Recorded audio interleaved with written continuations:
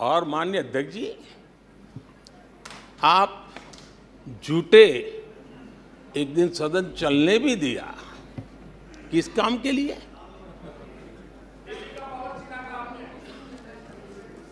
आप झूठे तो अविश्वास प्रस्ताव पर झूठे, और अपने कट्टर भ्रष्ट साथी उनकी शर्त पर मजबूर होकर के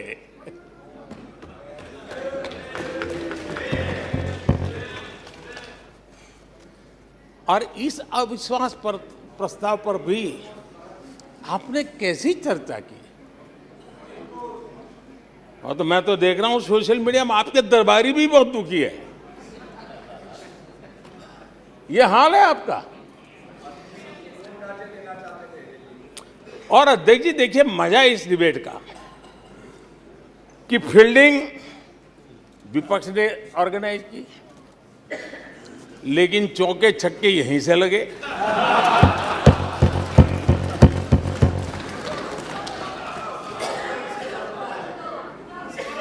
और विपक्ष नो कॉन्फिडेंस मोशन पे नो बॉल नो बॉल पर ही करता आगे चलता जा रहा है। इधर से सेंचुरी हो रही है, उधर से नो बॉल हो रहे हैं।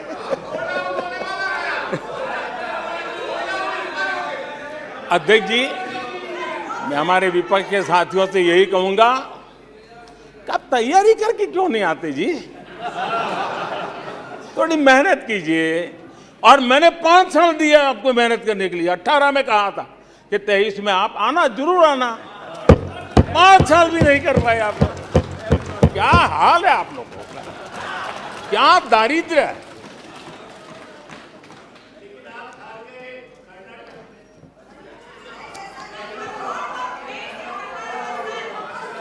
आदरणीय अध्यक्ष जी,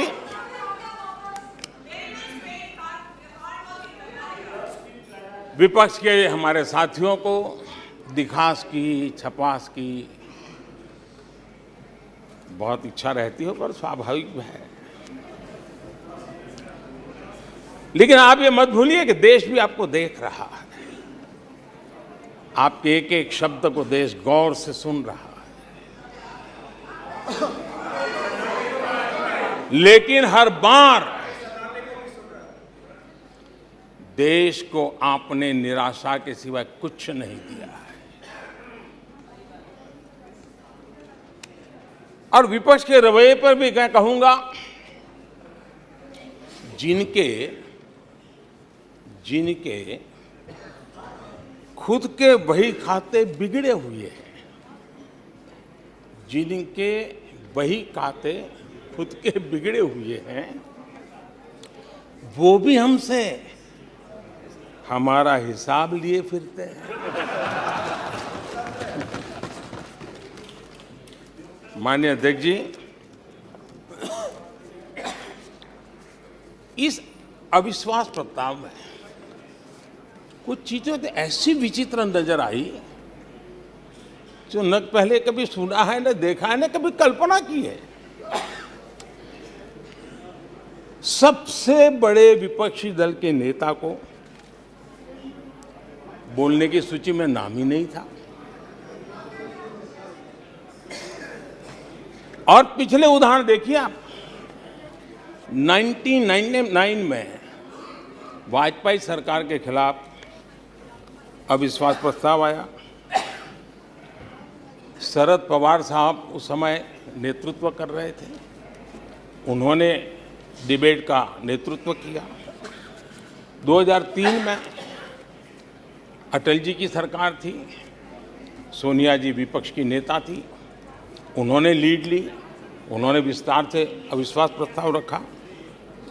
2018 में खड़गे जी थे विपक्ष के नेता, उन्होंने प्रोमिनेंटली विषय को आगे बढ़ाया।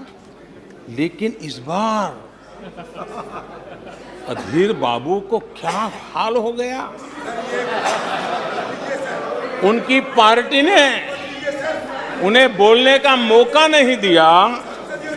ये तो कल अमित भाई ने बहुत जिम्मेवारी के साथ कहा कि भाई अच्छा नहीं लग रहा है, और आपकी उदारता थी कि उनका समय समाप्त हो गया था, तो भी आपने उनको आज मौका दिया, लेकिन गुड़ का गोबर कैसे करना उसमें ये माहिर है।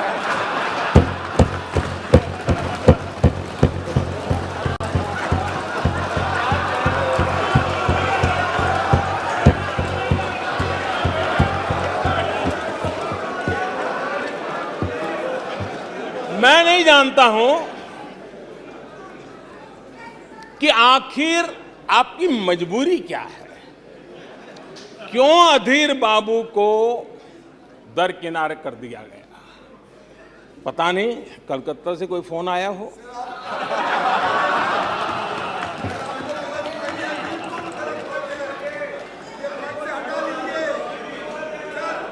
और कांग्रेस बार बार उनका अपमान करती है। कभी चुनावों के नाम पर उन्हें अस्थायी रूप से फ्लोर लीडर से हटा देते हैं। बिट्टू जी,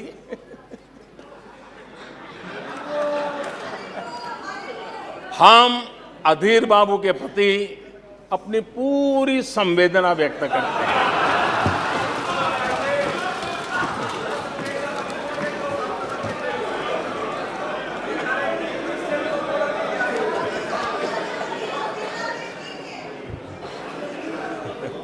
सूरज जी जरा जोर से हंस लीजिए।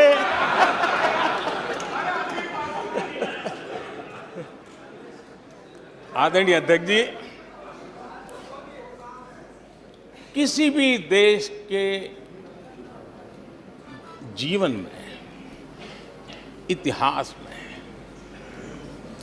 एक समय ऐसा आता है जब वो पुरानी बंदिशों को तोड़ करके एक नई ऊर्जा के साथ, नए उमंग के साथ, नए सपनों के साथ, नए संकल्प के साथ आगे बढ़ने के लिए कदम उठा लेता है। 21वीं सदी का ये कालखंड, और मैं बड़ी गंभीरता से इस पवित्र लोकतंत्र के मंदिर में बोल रहा हूं और लंबे अनुभव के बाद बोल रहा हूं कि ये कालखंड, सदी का ये वो कालखंड है जो भारत के लिए हर सपने सिद्ध करने का अवसर हमारे चरण में। और हम सब ऐसे टाइम पीरियड में हैं, चाहे हम हैं, चाहे आप हैं, देश के कोटि कोटि जन है। ये टाइम पीरियड बहुत अहम है, बड़ा महत्वपूर्ण है बदलते हुए विश्व में। और मैं इन शब्दों को भी बड़े विश्वास से कहना चाहता हूं कि ये कालखंड जो घड़ेगा उसका प्रभाव इस देश पर आने वाले 1000 साल तक रहने वाला है। 140 करोड़ देशवासियों का पुरुषार्थ इस कालखंड में अपने पराक्रम से, अपने पुरुषार्थ से, अपनी शक्ति से, अपने सामर्थ्य से जो करेगा, वो आने वाले 1000 साल की मजबूत नींव रखने वाला है। और इसलिए इस कालखंड में हम सबका बहुत बड़ा दायित्व है, बहुत बड़ी जिम्मेवारी है हमारी। और ऐसे समय हम सबका एक ही फोकस होना चाहिए, देश का विकास, देश के लोगों के सपनों को पूरा करने का संकल्प, और उस संकल्प को सिद्धि तक ले जाने के लिए जी जान से जुट जाना, यही समय की मांग है।